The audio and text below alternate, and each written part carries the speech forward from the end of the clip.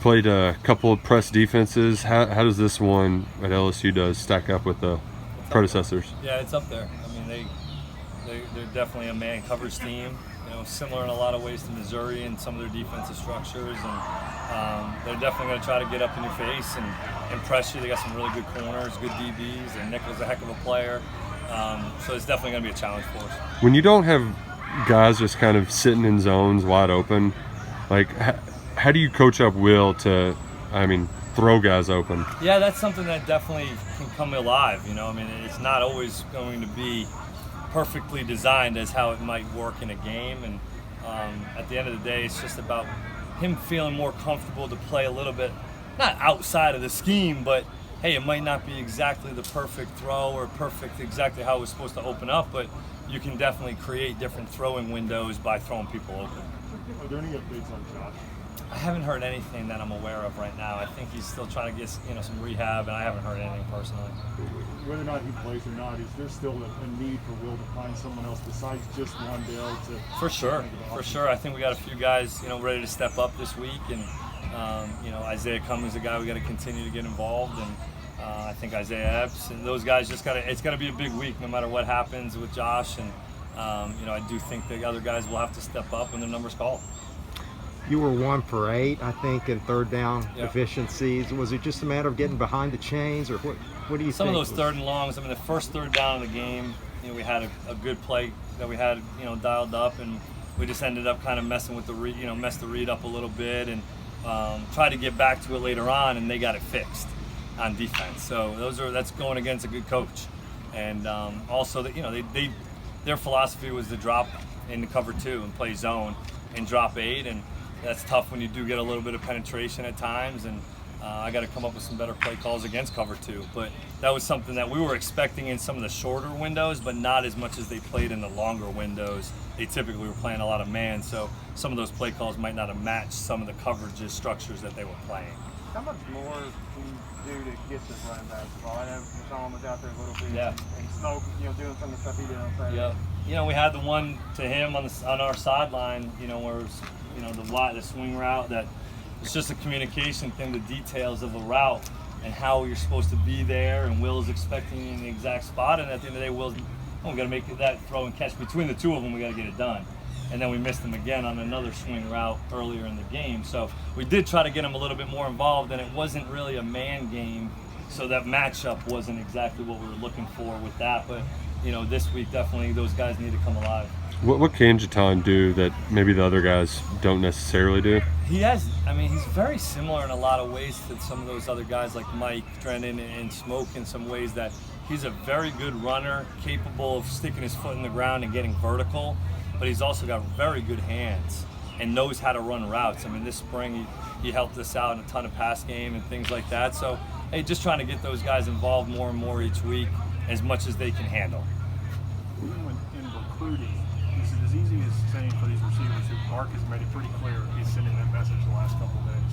Look at what Wandale's doing, and we can do that with the rest of the offense when it clicks? Or how do you sell that message when you're not maybe clicking the way you want?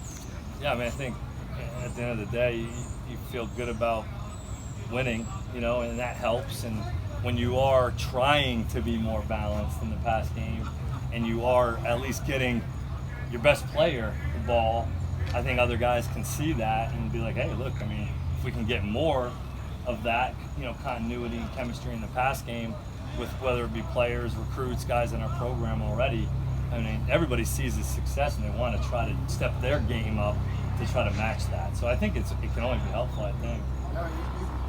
Early in the year, said you felt good, maybe 5, 6, 7 of those guys.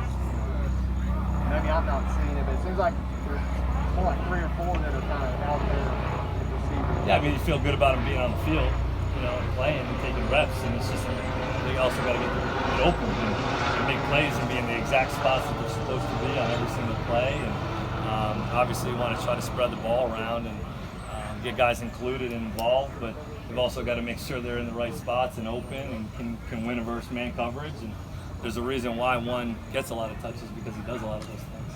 In the game planning, is there any provisions made for when they try to shut Wandale down with double coverage and Yeah, holding and grabbing and all that. Yeah, that happened a few times actually Saturday night. He got grabbed on two of them. That it's touch and go. How that stuff works.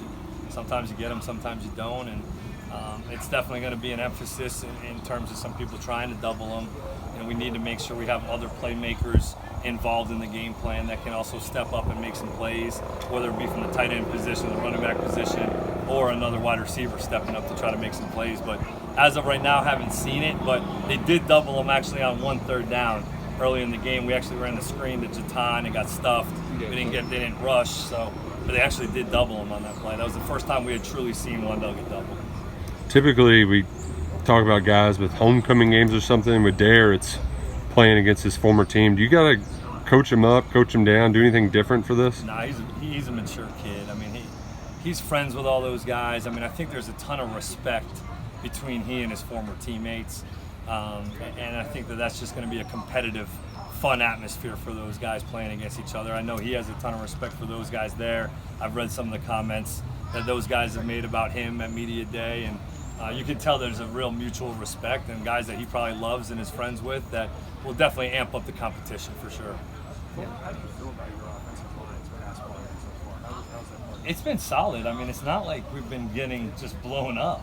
I mean, that's something that this past week Florida had very good edge rushers, and I mean, when you hold on to the ball for more than 2 hitches, it's not typically a recipe for success in the drop back pass game, especially in 3rd and longer situations. So I've been pleased, to be honest. I mean, yeah, can we clean some things up and be a little bit more firm in some instances?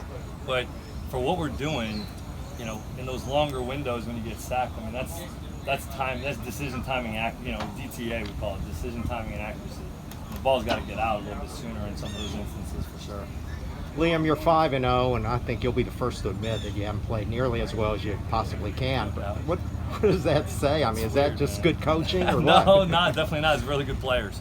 I mean, the one thing that after 5 games, you evaluate where you're at and where you're going. And I couldn't be more happy and proud of the way that these guys have played. And it's going to click. I keep telling you, it's going to click. It's clicked in times. We've shown flashes in multiple different games, different situations, whether it be red zone, 3rd down. We've been very good, and we've also haven't been very good. And when it does click, it's going to be special. And just stay the course, it's going to click. And when you're 5-0, it is tough, but it's actually better for us because we're not sitting there 5-0 like we're just all good. We're sitting there 5-0 hungry to get it right. When you look at LSU and their defense, what do you look at in terms of how it can be a challenge for you in terms of their 2 interior D linemen are very good. Number 92 and 94 are very good football players. Their Mike linebacker, number 18, is a heck of a player. He was all SEC last week player in the league, and he gets those guys lined up. He plays with incredible intensity. He's violent. I really enjoy watching him play. It's really cool to watch a kid play like that. And obviously, Stingley at corner is one of the best corners in the country. So there's definitely a challenge from a personnel standpoint, but also from a scheme standpoint with how they try to get up in your grill and play man coverage and basically dare you to throw it in a lot of instances. But at the end of the day, we're still going to try to be us, run the football, try to be a little bit more efficient on 1st down than we were last week. I think that was a big issue for us. And, just try to get after these guys. But it's a really good defense for sure.